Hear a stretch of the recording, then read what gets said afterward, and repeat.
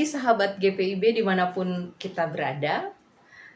Kembali lagi dalam program Morning Call GPIB di hari Sabtu 4 Februari 2023. Bersama saya Pendeta Miti Grace Nur Hakim Timomor.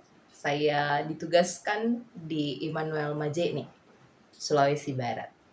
Sebelum kita mengawali hari ini dengan segala kegiatan kita, saya mengajak Bapak Ibu sekalian, saudara-saudari, sahabat GPIB untuk bersama-sama memberi ruang dalam perenungan firman Tuhan pagi hari ini. Kita akan membaca dan merenungkan firman Tuhan dari kitab Yehezkiel, pasalnya yang ke-11, ayat 1 sampai dengan ayatnya yang ketiga.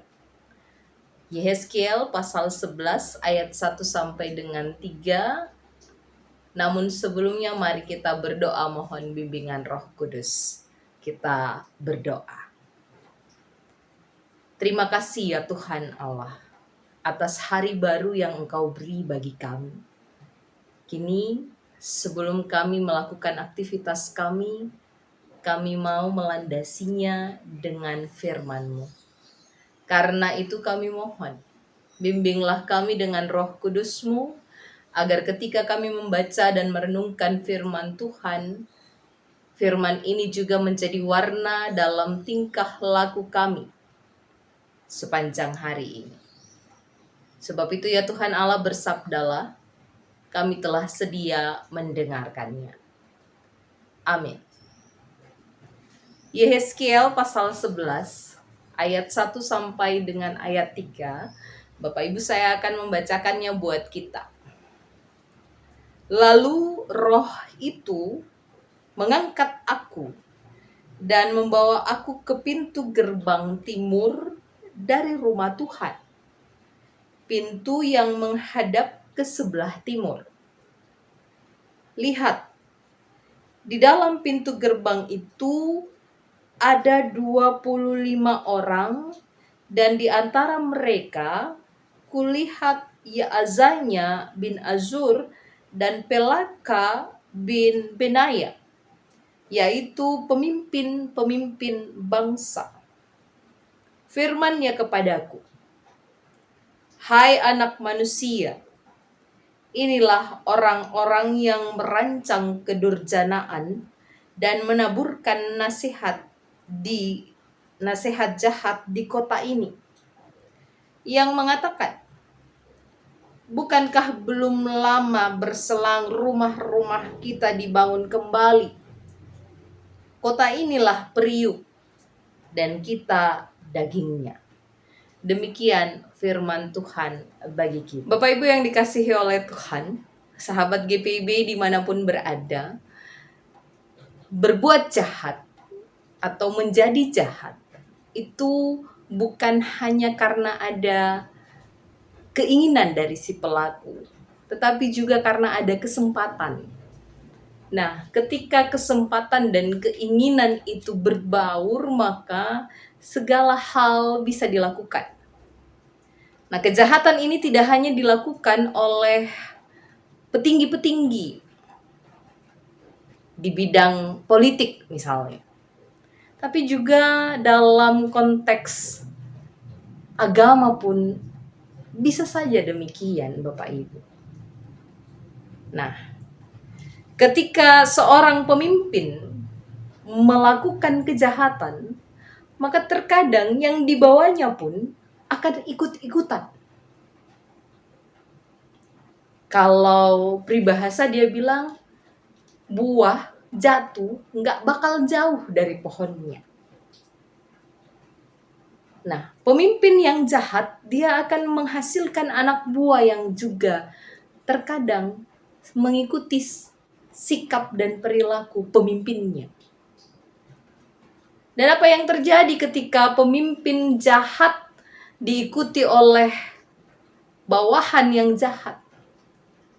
Di sana akan ada kekacauan, Bapak Ibu.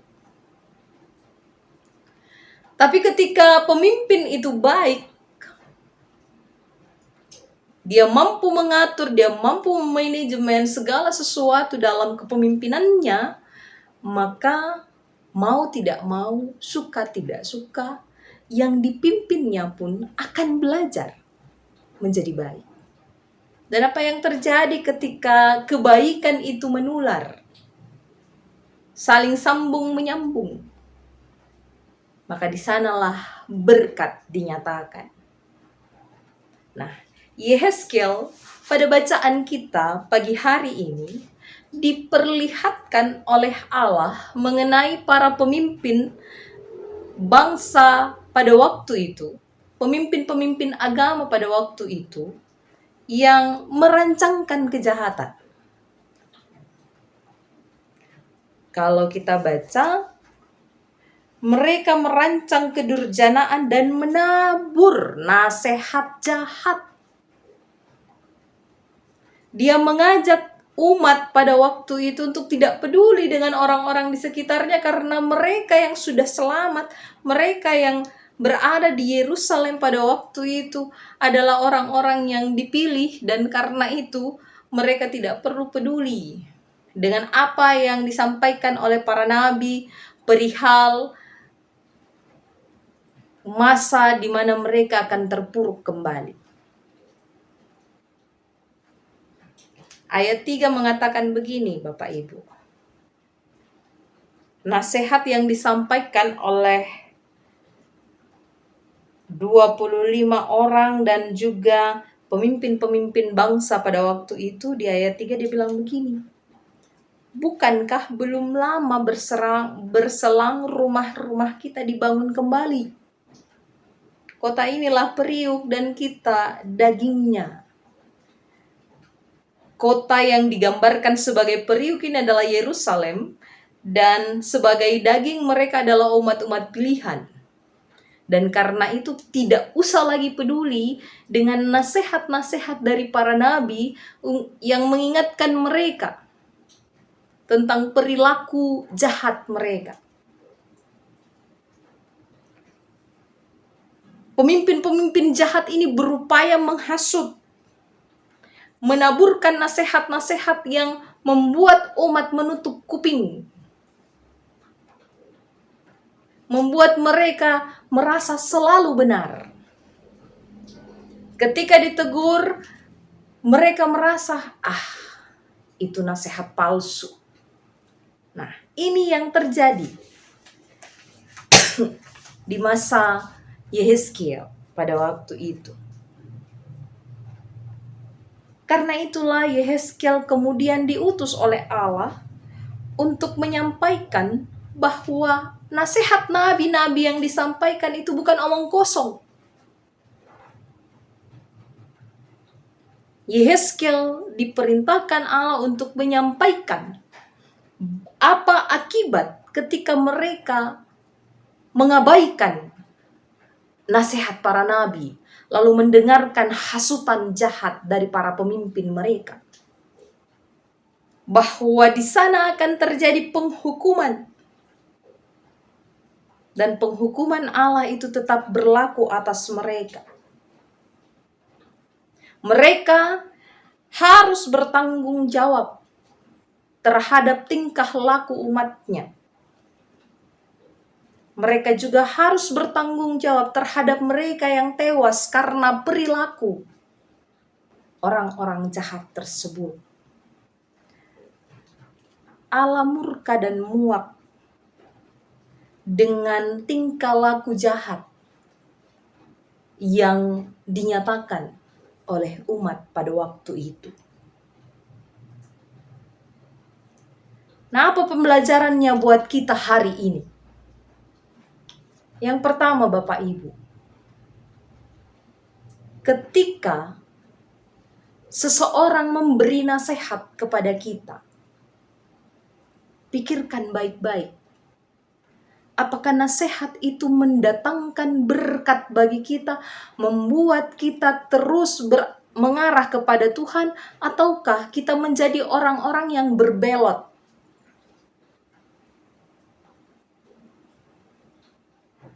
Yang kedua, ketika kita berada dalam posisi memimpin. Setiap kita adalah pemimpin bagi pribadi kita, Bapak Ibu. Berupayalah supaya dalam sepanjang perjalanan kehidupanmu tidak ada pembenaran diri. Tetapi teruslah belajar atas apa yang dikehendaki oleh Allah melalui firman-Nya. Sehingga dalam sepanjang kesempatan kita selalu berproses menjadi lebih baik. Hari ini, di akhir minggu, mari bersama-sama membenahi diri kita. Supaya sebagai pemimpin-pemimpin secara pribadi, ataupun dalam keluarga, bahkan dalam usaha, dalam setiap karya layan kita, yang kita lakukan adalah seturut dengan kehendak Tuhan. Yang kita sampaikan adalah nasihat untuk menyatakan kebenaran firman Tuhan. Jangan mencari pembenaran atas dirimu, tapi carilah kebenaran di dalam firman Tuhan yang selalu menuntun kehidupanmu. Selamat beraktivitas Bapak Ibu. Mari berdoa.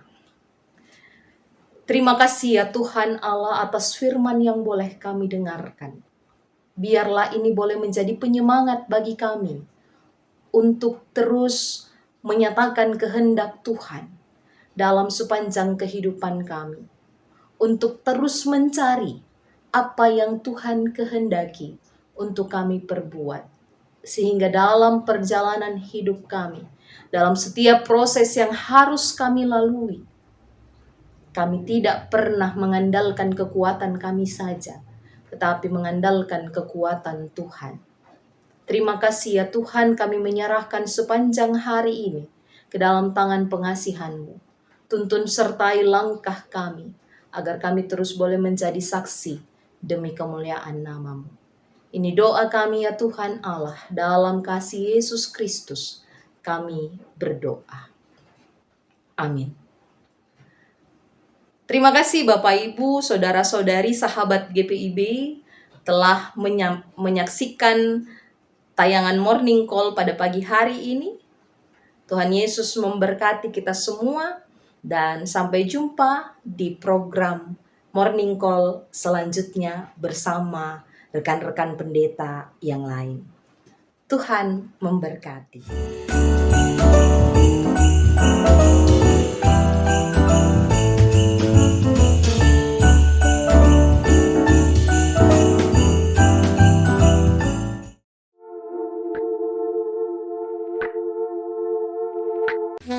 Shalom, sahabat GPIB, saya Pendeta Ivan Dinamika, Ketua Majelis Jemaat GPIB Fatabunyu.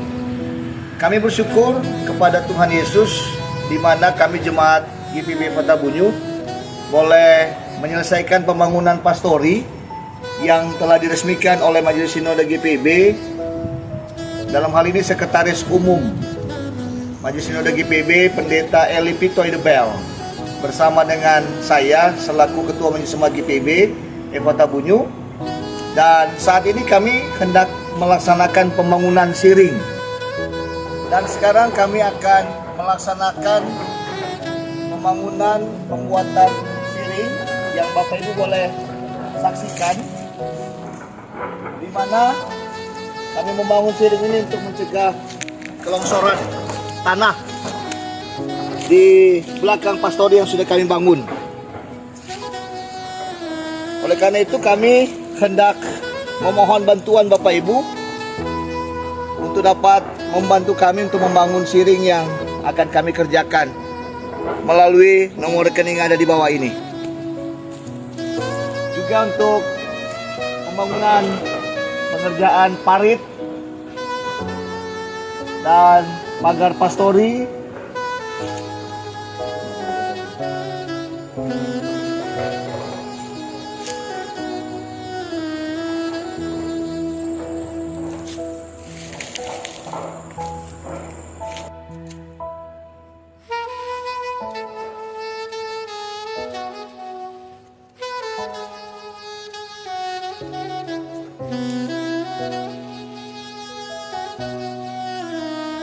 Thank you.